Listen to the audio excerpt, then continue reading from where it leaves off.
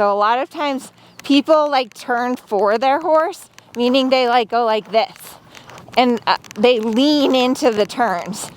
And this really puts your horse out of balance. Hello, today's video is all about riding corners. Corners are so important because the corner really is what sets you up for the next movement. So whether you're going to do a transition, or you're going to come across the diagonal and do a lengthening, or a half pass, or a line of changes, or any of those things, corners are super important. If you're just a beginner rider or you're not showing, corners are still really important because corners are a test of your horse's suppleness and balance. So in today's video, I'm going to first show you some of the most common mistakes that I see in corners, and then I'm going to talk you through how to improve your corners, what's important to understand about corners, the aids for your corners, your rider position in corners, all of those good things. But first, check out in the description box, I have a guide with 8 tricks to help you if you're competing this season. So check that out in the description box.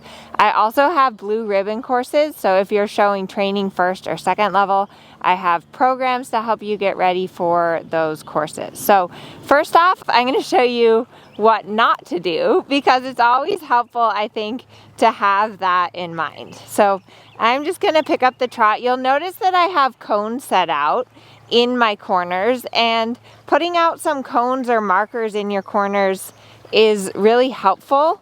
But it's important, as I'm going to discuss a little bit later, that you don't try to ride your corners too deep. So that's the first mistake I see riders making, is that they ride their corners too deep based on their horse's level and training. So if you're on a green horse, you can't go this deep into the corner without losing the balance. So mistake number 1 is going too deep into the corner. This is what it looks like when you go too deep into the corner. Your horse loses their balance. Sometimes they'll even break gait. So don't go too deep in the corner. Now, mistake number 2 that I see happening in the corners is riders just pulling on the inside rein. So they just kind of go like this, and they give away their outside rein. And you can see that that does not work very well. And then the third mistake I see a lot, which is probably the most common mistake, is people not using their corners at all. So I see a lot of people that completely cut the corner like this. Their horse is counter bent and falling in, and then they have no chance of doing a canter transition or riding a nice diagonal or a nice circle. So let me know in the comments what your most common mistake is. I would say for me, I tend to pull too much on the inside rein. Okay, so now how do we ride good corners? The first thing is always rhythm and tempo. So rhythm is the base of the training scale. And what you want to do is you want to start counting the tempo of the trot. 1, 2, 1, 2, 1, 2, 1, 2, 1, 2, 2, 1, 2, 1, 2, 1, 2, 1, 2, 2, 1, 2. And you don't want your horse to speed up or slow down when you go through the corners. If you're having trouble and your horse is slowing down, you probably need to go a little less deep into the corners. And that's another really important point about corners, is that as you move up the levels, you ride deeper into the corners. So if you're showing like training level, especially at the canter, you really think about riding basically a half 20-meter circle down here. You don't really go that deep into the corner. But as your horse becomes more supple and more balanced, if you're riding the FEI, you go much deeper into the corners. But the way you can tell how deep you can go is by counting the tempo. 1, 2, 1, 2, 1, 2, 1, 2. And anticipate, if you know your horse tends to slow down, use a little leg and say, keep going. If you know your horse tends to speed up, then ride a little half halt. So the second thing is, what are the aids for a corner? And the aids for the corner are the bending aids, because in order to go through a corner correctly, we want our horse bending from pole to tail. And that's why I like putting cones in my corners, because I feel like that really helps to give me a visual. But let's talk about the bending aids. So the primary bending aid, if I'm going through a corner here, the primary aid is my inside leg, not the inside rein.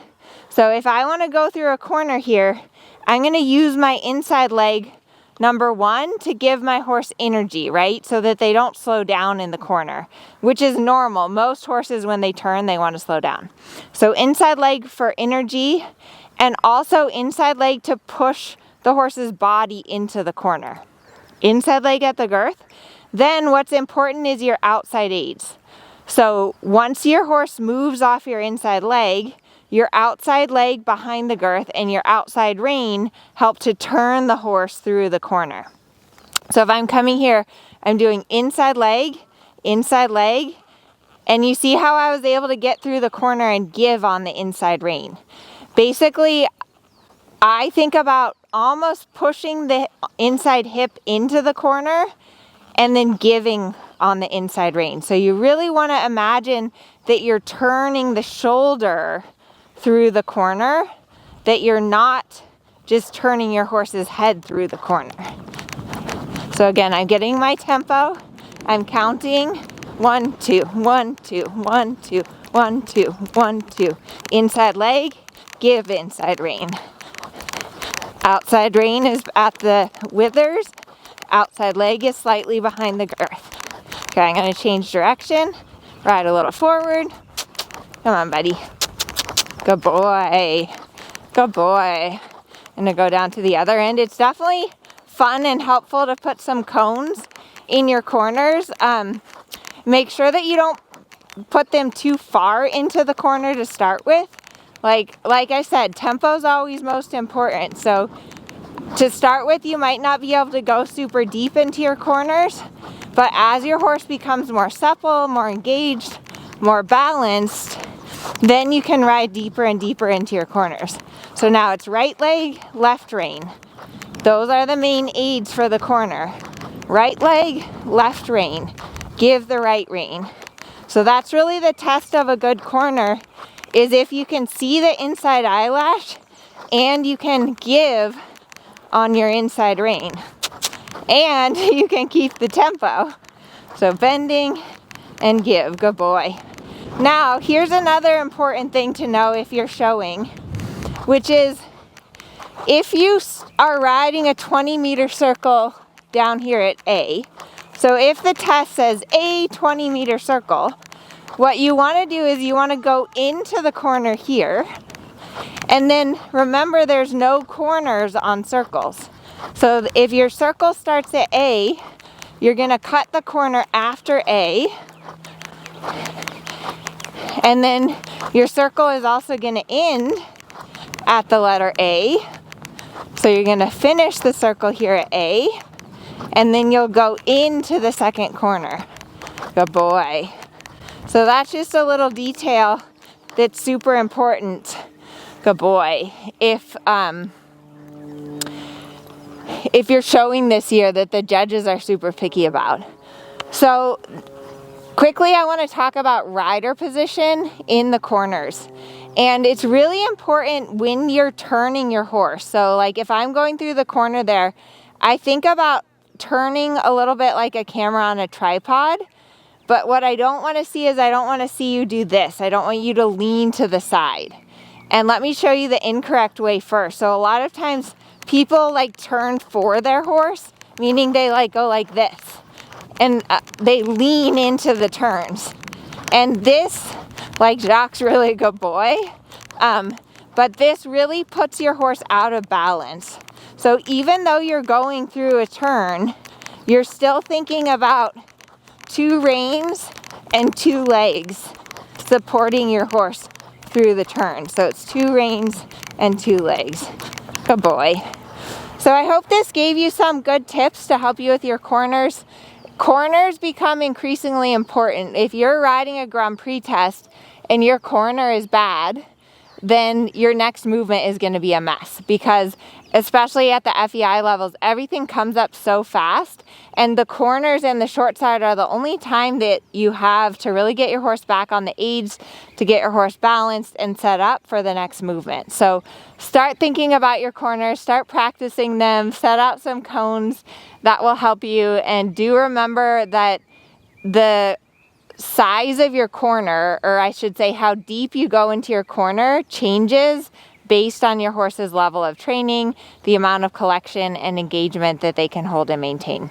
Don't forget to check out in the description box the free PDF and also my blue ribbon courses. And I hope to see you in the next video, which I'm going to be posting next Wednesday. Don't forget to subscribe to my channel.